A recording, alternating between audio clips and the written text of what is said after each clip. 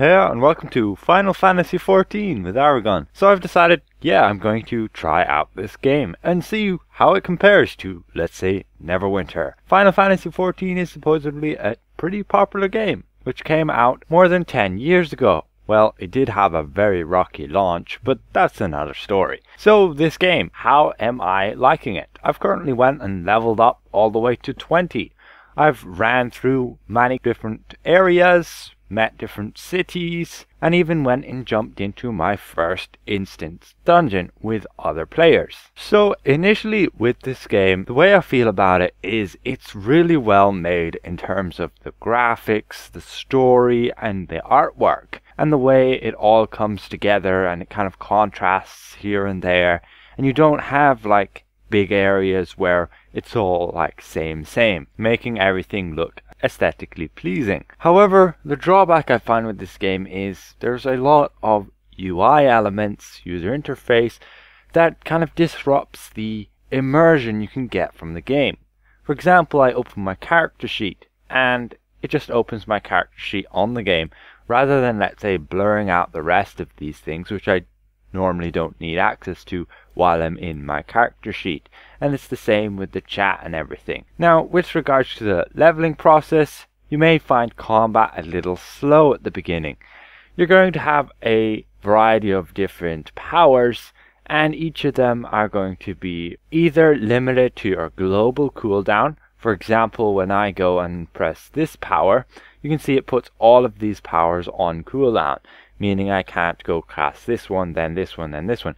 You can still do it, but you'll have to wait that 2.5 seconds between them. Now, as you level up, that cooldown will go down. And then you will also add on to powers which you can cast in between. A very nice thing with this game is that you can cast many of these abilities instantly. I don't believe I have any that you can't, except for the utility ones like this return or this teleport. So all of these powers you can cast instantly while running around, right? So it won't limit your movement by putting into, let's say, an animation lock. And I find this really nice.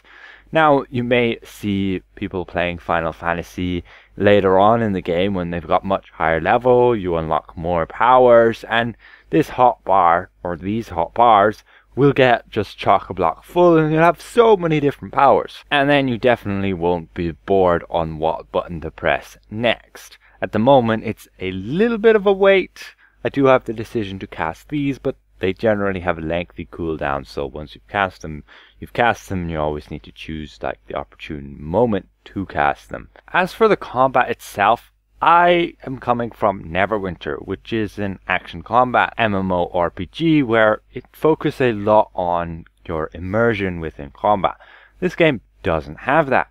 You're going to have to actively press a button to target nearby enemies, and then you can toggle between which ones, and you can also use your mouse and interact with things by clicking on it. You can see I can target these guys by clicking on them. Well, this is an NPC, so I guess I can't. This is a player, and I can right click and you can interact. And I'm not such a fan of this using the mouse button to interact with things. I would much prefer to be like in Neverwinter. You run up to somebody and you go and you interact with them. But that aside, it is what it is, and you can use AoE powers without having to target somebody.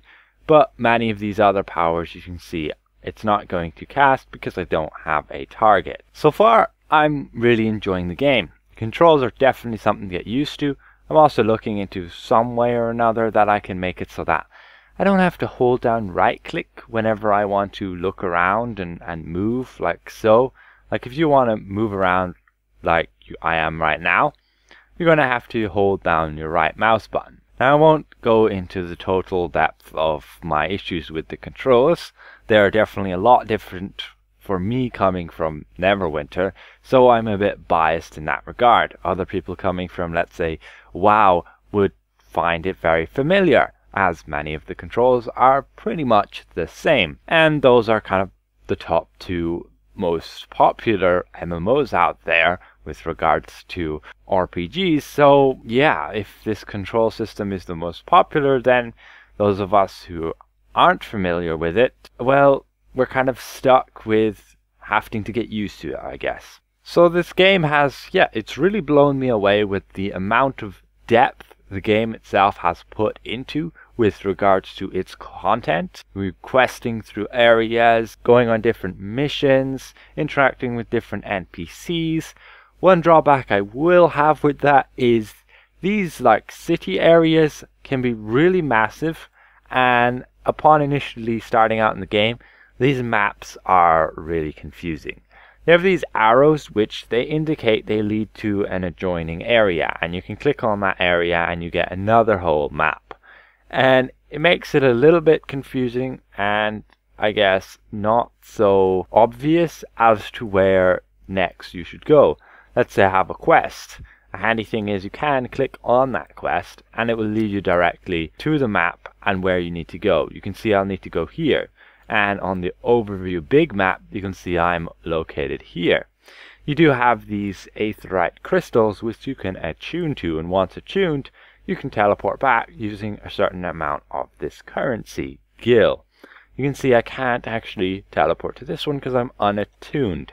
So I'm going to have to go and travel all the way along here and into this zone, and then I guess I'll pass the crystal, attune to it, and then head down to here. But on a broader scale of things, you have like the world map and you have different cities, and to teleport between different cities you initially need to go and actually find your airship place, and you will get directed to it, but it might get a bit confusing, especially if you forget to attune to these aetherytes, because then you're going to have to travel through the airship again. This game I find does emphasize a lot on travel, and initially I'm only level 20.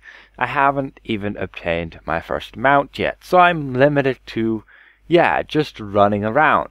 You do have a sprint button, but it goes on cooldown after 20 seconds, and then it's a 60-second cooldown. So you do get this burst of speed, but otherwise you're set to the default running speed. Now, later on in the game you can get flying mounts, which I'm really interested in, and it's something unique for any game I've played. So we'll see when we get there. Now, I'm currently playing this game on a free trial, so I can get all the way to level 60, and then I'm stuck there, the max level being 80. And with that, I'll see where the game leads me and how I'm enjoying it by then. You do have different classes, which are actually jobs labeled in this game.